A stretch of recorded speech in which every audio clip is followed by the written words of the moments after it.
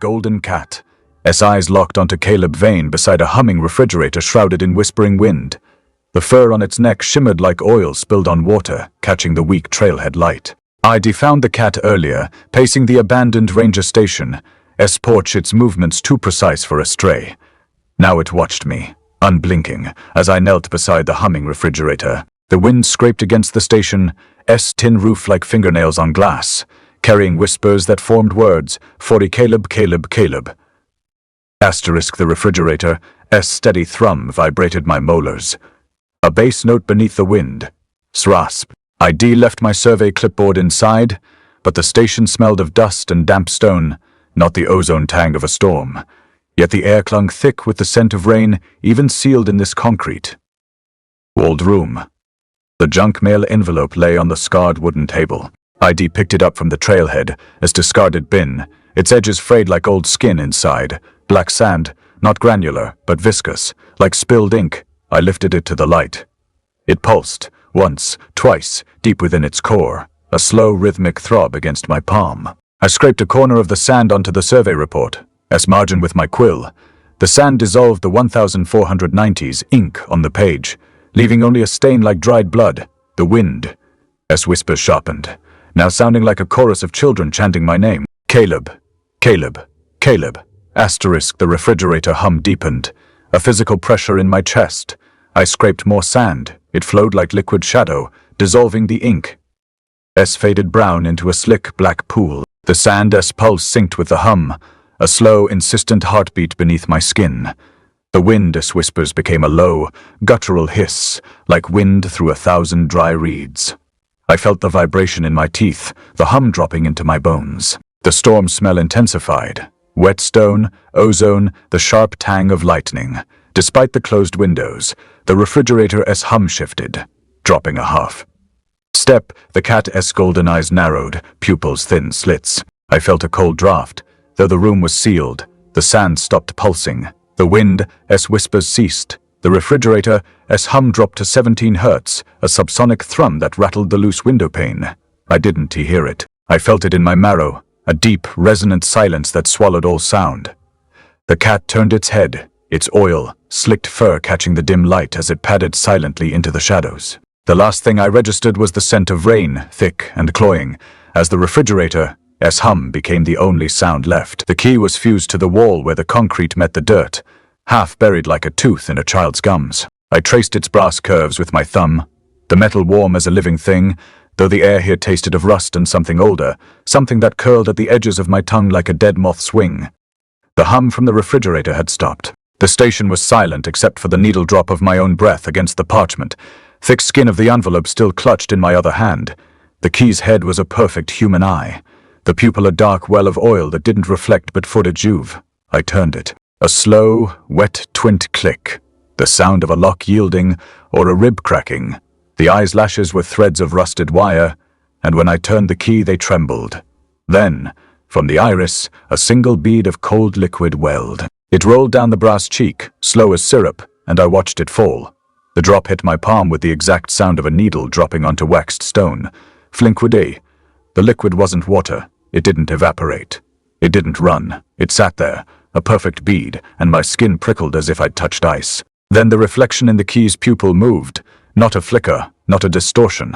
A fidihandu reaching through the brass, fingers hooked around my wrist. The fingers were mine older, knuckles raw and split, the skin stretched tight over bone. The nails were blackened, like the edges of burned parchment.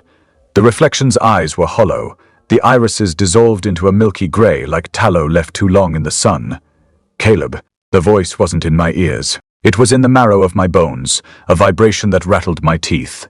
The key's eye wept again and again, 2 more beads hitting my palm, stinging like battery acid. The reflection's fingers tightened. I tried to pull away, but my wrist was pinned, the brass key pressing into my skin like a brand. The cat stood in the doorway now, its oil-slicked fur drinking the dim light. It didn't meow, it didn't move. It simply foot-watched, golden eyes unblinking, as the reflection's fingers dragged my hand closer to the key's weeping eye. The last thing I saw was the cat's tongue, a pink blade uncoiling from its jaws, licking the blood welling from the 3 shallow punctures on my palm. The reflection's fingers released me. The key's eyes stopped weeping.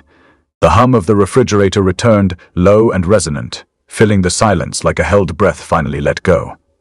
The cat's tongue was warm. The brass key's inscription was a serpent's tongue coiled around the human eye. Each letter etched in a language that unspooled like thread from a spool.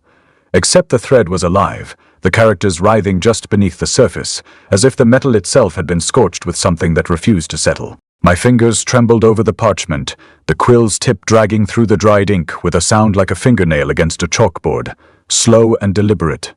The air smelled of ozone and rain. Though no storm had ever touched this room, this thin place, if the scent was wrong, like the taste of copper after biting down on a rusted nail, sharp, metallic, and lingering. The industrial hum pulsed behind my skull, a low-frequency throb that matched the rhythm of my heartbeat. The candle flickered, its flame too steady, too knowing, as if it recognized the weight of what I was doing. I wrote, "The key does not open doors, it opens eyes. Eyes, it opens eyes." Flowed freely at first, black as a raven's wing against the yellowed parchment. But then the candle's wax dripped onto the page, and where it landed, the letters twin blew away. Not torn, not smudged, but twinned, as if the wax had eaten the ink hole. The scent of burnt sugar filled my nostrils, and the hum sharpened, rising in pitch like a tuning fork dragged across a blade. I blew out the candle. The dark swallowed the wax, and the ink reappeared, though the letters now had teeth, sharp and jagged, biting at the edges of the page.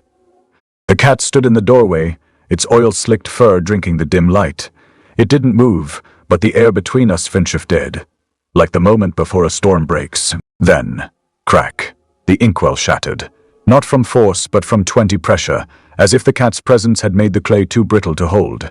Black ink spilled across the floor, not pooling but 20 crawling, tendrils of it slithering toward the key like spider legs, delicate and wrong. The hum rose higher, a needle screeching across a record, and the ink twin moved D. It coiled around the key's inscription, weaving a web of its own making. The letters dissolved into the strands, the language twisting into something that wasn't words but twin patterns, geometric, hungry. The cat's tongue flicked out, pink and glistening, and where it touched the ink, the strand thread retreated, as if burned. The web over the key's eye pulsed once, twice.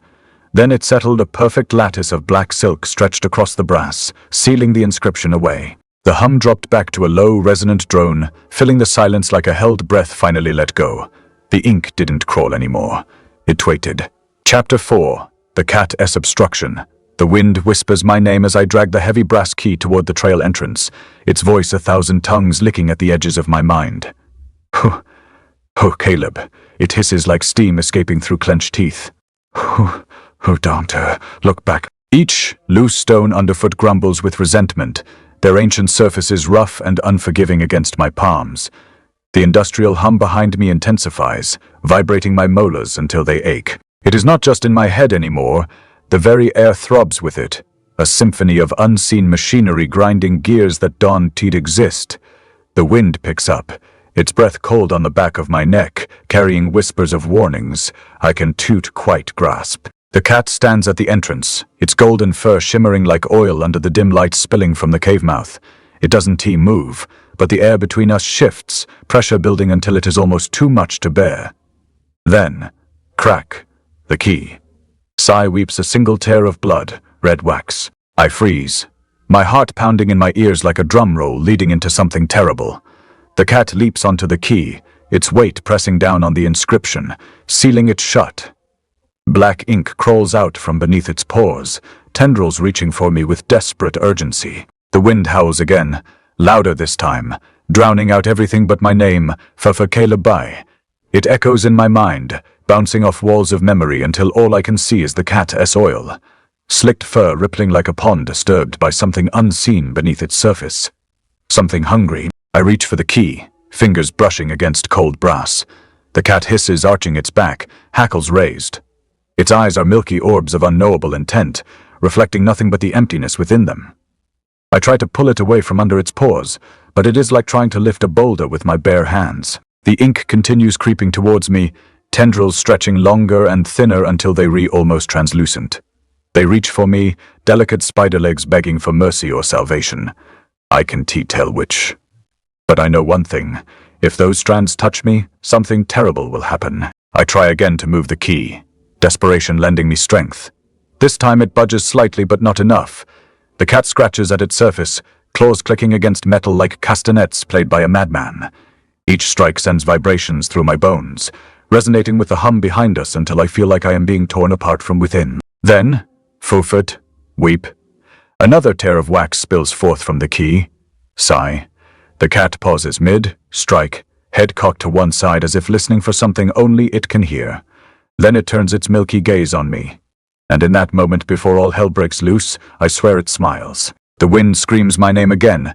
This time there is no mistaking the warning Forduntudanti, look back. But it is too late. Whatever holds us here has already begun to unwind. The blade is a silver thread in my palm, cold as a grave marker, its edge honed to slice memory itself. I press the tip against the key's eye. Not a wound, not yet, but the promise of one, and the brass trembles like a held breath. The hum thrums through my ribs, a tuning fork pressed to my sternum, vibrating the marrow in my bones. The air smells of ozone and wet parchment, the scent of a storm that never breaks, only lingers. My fingers ache with the effort of stillness. The cat hasn't moved, its golden fur catching the dim light like spilled mercury, each strand rippling as if stirred by an unseen hand. I exhale. The knife sinks. Not a clean cut, never clean, but a jagged fracture, the wax inside hissing like steam from a kettle, thick and red as old blood. It spills in slow rivulets, tracing the grooves of the key's surface before pooling on my palm. The warmth of it burns through my skin, not pain, but the wrong kind of heat, the kind that seeps into the bones. I don't flinch. I won't. The hum drops, a needle pulled from a record, the frequency collapsing into my teeth, my skull, until the world tilts like a drunkard's vision. The whispers in the wind die mid-syllable, leaving only the wet through the dove of my pulse in my ears. The cat's eyes, milky, blind, foreknowing, lock onto me. Its fur shimmers violently, the light refracting in a way that makes my stomach clench. The sand. I think of the sand. I pour the wax onto the trail map, a dark tide creeping over the parchment. It doesn't spread like water. It twalls it, tendrils of black granules forming lines, connecting points, stitching the map together with something that isn't ink. The hum is now a bass note, vibrating the soles of my feet, the floor beneath me. The walls of the trail seem to pulse, the stone breathing in and out like a living thing. The sand traces a path, not a route, a fishapide. The lines twist, overlapping, forming a lattice, a web of black against the faded brown of the parchment. My breath fogs in the cold air, but I don't look up. I can't. The web grows, each strand thinner than a spider's silk, yet somehow thicker, denser. Funwrong. The cat watches. Its tail flicks once, twice, a slow, deliberate rhythm, like the pendulum of a clock counting down to something. The hum drops again, lower now, a subsonic pulse that rattles my fillings, my molars, the crowns of my teeth. The web is complete. A spider's work, but not a spider's. The strands are too precise, too mathematical, each intersection forming a node, a junction, a point where something should connect. The sand doesn't move. It tweet. The cat's fur shimmers faster now, the light fractured into 1,000 tiny prisms, each one a shard of something broken. I swallow. My throat is dry. The hum is gone. The wind is gone. The whispers are gone.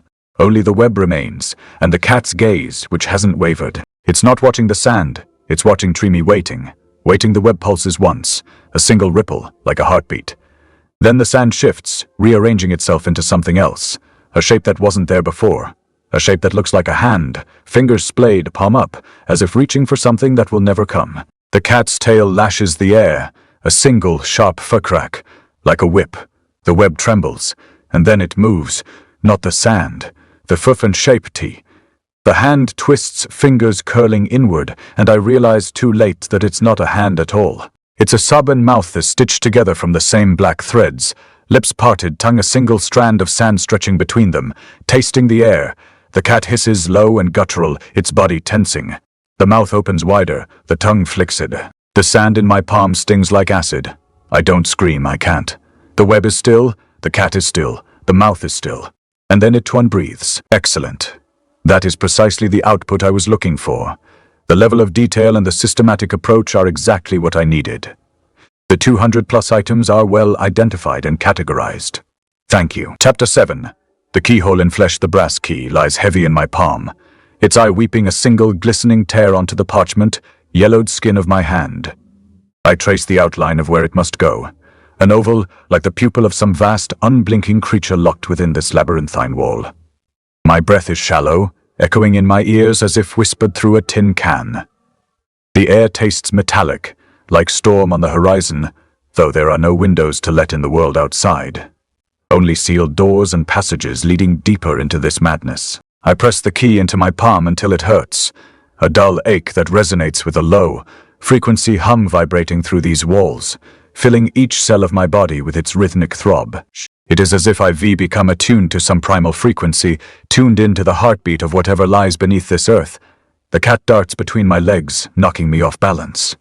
Its golden fur shimmers like oil under the dim light, casting ephemeral reflections on the dried ink walls. The creature seems hell, bent on sabotage, first my phone, now perhaps my intent. I steady myself against the wallpaper, peeling texture, a collage of decay and despair under my fingertips. Inhaling deeply through flared nostrils, I draw in another lungful of that storm, scented air letting it fill me with purpose. With deliberate precision, I trace the outline again on my palm using the key S edge. The skin yields unwillingly but steadily to this improvised blade. Blood wells up, dark and viscous as crude oil, before spilling over like a tiny crimson tide. The pain is negligible compared to the strange satisfaction coursing through me. Some masochistic delight in carving my own flesh for this ancient mechanism hidden behind these walls. It is not just about opening doors anymore, it feels almost ritualistic now, each cut echoing with primal significance. Finally, I slot the key into its fleshy socket. The eye stares back at me accusingly as if questioning whether I've gone too far down this path of self, mutilation and obsession. But there is no turning back, not after everything seen, touched, tasted here in these forsaken depths. I press my bleeding palm against the wallpaper, chill embrace. The hum resonates louder now, pulsating through bone marrow like a heartbeat gone awry. It feels alive, sentient even, as if something vast and ancient lies sleeping beneath this earth, dreaming fitfully until awakened by intruders such as myself. The cat watches me from behind its milky eye, tail twitching with anticipation or warning. Perhaps both. Its breath comes in shallow rasps, matching mine perfectly despite our different reasons for anxiety. For it knows what is coming next. It knows the wall will open onto some new horrors hidden within these underground cities. And so does my body now, tensed and ready as if awaiting impact from an unseen force. Because this isn't just about opening doors anymore. No, something far more sinister stirs beneath that storm. Scented air filling our nostrils. Chapter 8. The paw of ink, the catus paw twitches, golden fur bristling like static electricity as it presses against the splinter eye, pressed into its flesh. It hisses softly, a sound not unlike the wind whispering through these hidden passages beneath the earth. I watch transfixed, heart pounding in my ears louder than any industrial hum could ever achieve. The air tastes of storm again, that metallic tang coating my tongue with dread anticipation. My breath comes shallow and fast now, matching the cat's rapid inhalations around its hissing protestations. The splinter sinks deeper under its own weight, pushed by gravity, or perhaps some unseen force pushing from within these walls themselves. Blood wells up slowly along either side of it like ink seeping through parchment, darkening the golden fur until it appears almost black against the dim light. I reach out tentatively with my free hand, feeling each heartbeat pulse beneath its skin as if I could somehow sense the very rhythm that drives this creature on. Its milky eye seems to bore into me accusingly while simultaneously inviting further exploration, a paradoxical gaze full of secrets, yet begging for discovery. The cat jerks back suddenly, tearing itself away from my touch and leaving behind only pain etched into its flesh and mine. The splinter hangs there like an accusation amidst the now reddened fur before dropping to the floor with a soft thud echoing through this dried ink chamber. Time seems suspended as we both stare at that tiny piece of wood lying on these ancient stones, bathed in shadows cast by flickering light sources unknown and unseen. Then, slowly, almost reluctantly, I lean down towards it while simultaneously keeping one eye trained upon the cat's movements. As my fingers close around its rough texture once more, something gives way beneath them, not just physically but spiritually too somehow. It feels as though some barrier has been breached between worlds hitherto unknown to me, allowing darkness long held captive within these walls finally freedom. And then it happens. Ink spills forth from the cat's paw like blood given life, after centuries entombed deep underground. It crawls across stone towards that oval keyhole carved into this labyrinthine wall, leaving behind a trail of black against parchment, yellow reminiscent of some ancient hieroglyph gone mad. The industrial hum drops suddenly to 17 hertz, an impossibly low frequency resonating through bone marrow like thunder trapped beneath the earth. Its crust, it feels primal, visceral, Something deep within me responds instinctively even while recoiling from its alien nature. The air grows colder, still despite my flushed cheeks and racing pulse. The cat vanishes abruptly into thin shadows cast by flickering light sources unknown and unseen once more, leaving behind only ink, stained stone, where moments ago there was living flesh warmed with life. Its paw remains wet with ink, dissolving slowly back into itself until nothing remains but empty space, where once a creature stood. I stand rooted to the spot for what feels like eternity, before finally daring another step forward towards that keyhole, now filled entirely by crawling darkness. The hum throbs around me insistently at its new frequency, 17 hertz pounding against my very soul, as if demanding entrance itself. Fiend of chapter T word count, 650. The brass key lies cupped in my palm, its weightless heat bleeding into my skin like a brand. The cat's paw twitches again, golden fur still slick with ink, the blackness congealing into something resembling veins, too perfect, too deliberate. I whisper the name from the whispers, the syllables scraping against my throat like a needle dragging across glass. San Vesperise. The word hangs suspended in the air that still tastes of storm, of copper and something older. Something that slithers along my ribs. The key doesn't dissolve, not yet. It pulses. A shudder runs through the brass, a vibration so faint it might be my own pulse misfiring. The cat's eye, milky, unblinking, widens. Not with fear, with recognition. The ink on its paw darkens, spreading like a stain, and then a sound. Not the wind, not the hum. A needle dropping, but not on wood. On flesher, the cat's pulse twitches then, and the key tilts, its edge pressing into the ink. A bead of moisture forms at the base of the brass eye, then another. The cat's breath comes in shallow, ragged gasps, the golden fur bristling like the hairs on my arms when the static clings too long. The key for Melzi, not like wax, not like ice. It unravels thread by thread, the brass peeling back into itself like a flower closing in reverse. The ink absorbs it. Greedy, the cat's paw swelling as the metal is drawn into its flesh. The brass eye weeps slow, thick droplets that hang suspended before dripping onto the stone below, hissing where they land like acid on parchment. The whispers cease. The wind stops. The cat's amber eyes, now clear, now for knowing, reflect the key's shape, not as brass, as zinkund, as zimfendi, as something that was never meant to be held. The paw twitches one last time, the last remnants of the key dissolving into the fur, leaving only a faint, dark imprint where the metal had been. The cat exhales, a sound like parchment tearing, and the air shifts. The low-frequency hum drops to silence, and for the first time since I opened that envelope, the world feels still, too still. The cat's gaze locks onto mine. No milky opacity now. Just conned back at myself in those amber depths, and then the port closes at around nothing. My knuckles ache from gripping the quill, the ink already staining my skin like a bruise. The parchment beneath my fingers feels brittle, the surface of it thinning, dissolving into the damp air. I write the final syllable one speris, in a hand that trembles not from fear but from the sheer impossible weight of the word. The ink doesn't pool. It 20 flows sliding off the page like oil on water, racing toward the cat's waiting paw. A sound like a needle dropping onto wet parchment plink, echoes in the sudden silence, the wind, the hum, the whispers all gone. The cat's fur, golden as old coins, shimmers under the dim light, not with oil, but with the liquid ink spreading across it. The ink absorbs the fur, darkening it, pulling the golden threads into itself. The cat's amber eyes, clear now, sharp, reflect the ink, not the page. They reflect fine my. I watch as the ink flows from the parchment, the page itself dissolving into a milky residue. The scent of storm, copper, and something older like rain on hot stone fills my nose thick enough to taste. The parchment crumples, not in a tear, but in a slow, wet surrender. Each word I wrote dissolves into the ink, the letters bleeding into the cat's fur, the fur itself becoming a channel for the liquid. The cat lifts its paw, not in threat, but in acceptance, and the ink flows a fridiupi, its leg, a dark river moving against the grain of its golden fur. I feel the vibration in my own teeth, a low thrumming in my skull where the hum used to be. The air tastes of salt and ozone. The ink reaches the cat's shoulder, then the neck, the fur darkening to a deep, wet black. The cat exhales, a sound like parchment tearing, slow and deliberate. The final line on the parchment vanishes, the ink swallowing the last word. The parchment itself is gone now, just a slick smear of ink on the stone floor. The cat steps onto the spot where it lay. Its paw presses into the ink, leaving a perfect, dark imprint. The ink twishiversi, then begins to coalesce, not into a shape, but into a form, say, a key. Not brass, not metal, but pure liquid ink, holding the faintest echo of the brass key's shape.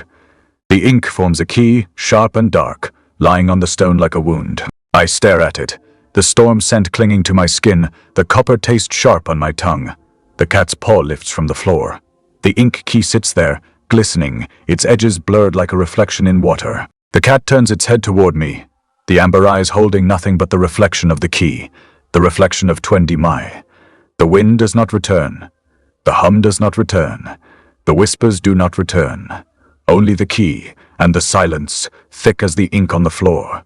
The cat's paw closes around. Nothing. The ink key remains.